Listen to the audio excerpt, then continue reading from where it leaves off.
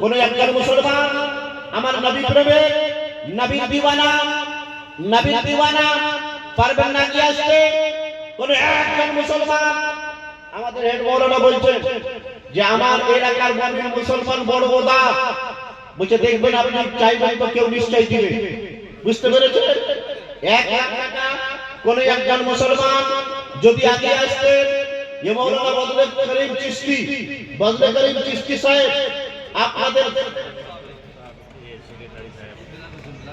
বিলাল হোসেন সাহেব একবার আসেন, পীর সাহেব সাহেবের সাথে মুসাফা করেন, আমাদের সাথে একবার সাথে আসেন, ওইদিকে যান বিলাল সাহেব। সুবহানাল্লাহ সুবহানাল্লাহ।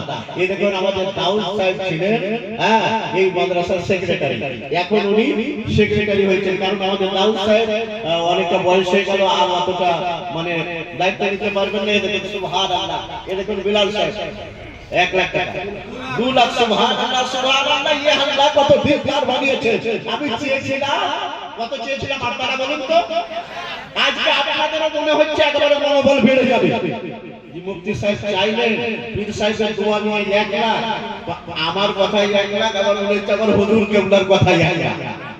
নারে তাকবীর। বাবা মাংস তৈরি আছে, খাওয়া দাওয়া হবে, কিন্তু একটু খরচ করে গ্রুপটা একটু জোরে সোরে মাদ্রাসার জন্য, আমার জন্য বাবা, আমার জন্য নয়।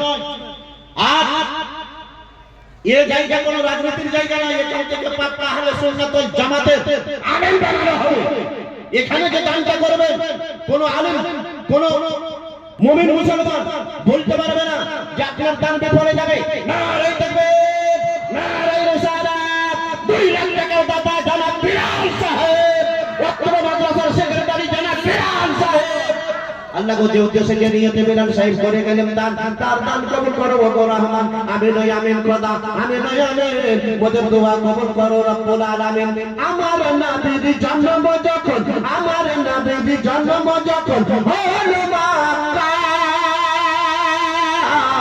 শুকনো গাছে ফুল ফুটেল মরু সাহারা। আমার নবীর জন্ম যখন, আমার নবীর জন্ম যখন হলো মক্কায়, শুকনো গাছে ফুল ফুটেল মরু সাহারা।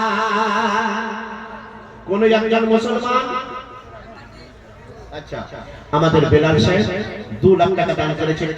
আমরা 1 মিনিটে দোয়া করি তিনার জন্য, তিনার মায়ের জন্য। আল্লাহ গো বিলাল সাহেব আমার দান